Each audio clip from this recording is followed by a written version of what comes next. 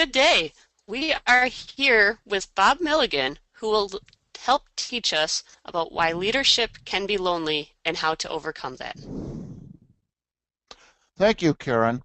We probably should start by talking a little bit about the title. What do I mean by leadership can be lonely? Well, the real challenge is really portrayed pretty well in that diagram, and that is that everyone in the organization, the farm in your case, really views the leader as the top, okay? That the leader is the one that has the power. Now, the reality is that great leaders really don't want to use their power. They want people to move with them, to make great decisions, to be committed because they trust their leader, not simply because they have the power. Unfortunately, the perception is still that the leader has the power. Now, that has several implications, and it has to do with the loneliness of being at the top. We're going to look at four of those. The first one is that the leader speaks for the organization, in this case, the farm. This is something that I think many leaders truly do not understand as greatly as they should. And there are really two pieces to this. Internally, it's the leader, or sometimes the leaders in a partnership, that set the tone. They really determine the culture of the organization, how things get done around here. The reality is that all eyes are on the leader. It's really a pretty awesome responsibility. The second piece is that externally, the leader speaks for the organization.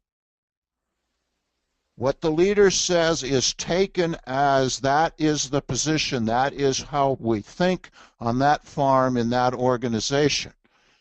That makes it really challenging for a leader. Okay, leaders have emotions. Just because you're a leader doesn't mean you don't have emotions. Emotions are normal and are very personal, and you should never feel guilty about having them. What you do need to do is be very, very careful about how you respond when you have emotions.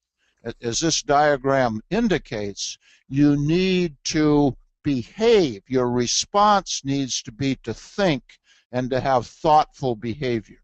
When you react instinctively, that can create challenges for yourself and for the organization. Perhaps the greatest example of that recently is President Obama's red line. It's certainly possible that that was well thought out as part of a strategy, but that's not the perception of most people.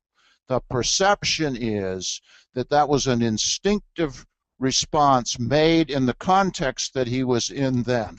And it has huge implications because, in this case, the President of the United States speaks for the United States. Similarly, you speak for your farm as leader of the organization. The second is ultimately the final say in tough decisions resides with the leader. So, Bob, how can leaders get assistance in making better decisions? Karen, that's just really a great question.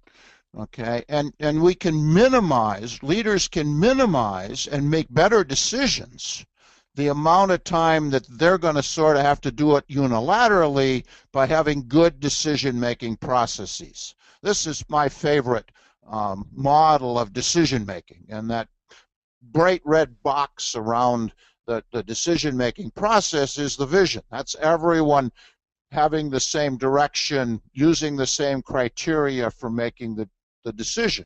The leader then gathers information in what's called the diverging stage.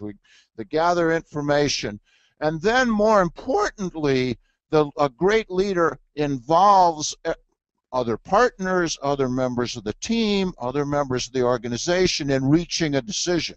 So the decision is the farm's decision or the organization's decision, not simply one that the owner, the leader in this case, made unilaterally.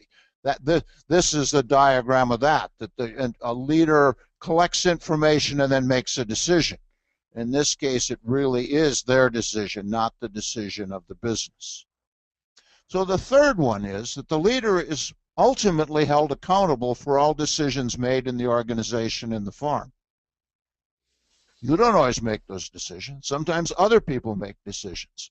Okay, but the leader is held accountable for those decisions. This is one more compelling reason why it's really important to have quality people, to have people who are committed to the farm, people who are well trained, people you can trust. Okay, because these are the people that are going to be making decisions that are going to represent the organization that you lead. And our fourth one, in some ways, is the most challenging for leaders, especially emotionally, because great leaders, when things go well, when they're good decisions, give credit to the people who in the organization.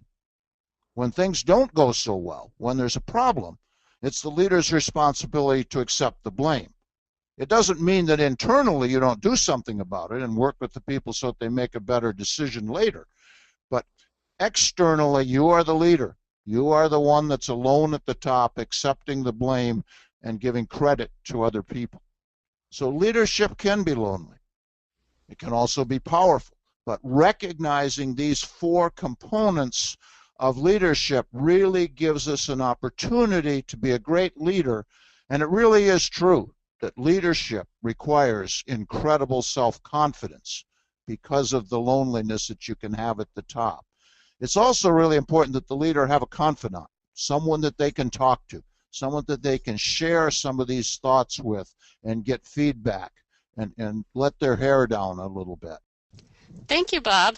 To learn more about leadership, view additional webinars by Bob Milligan or read his articles at progressivedairy.com.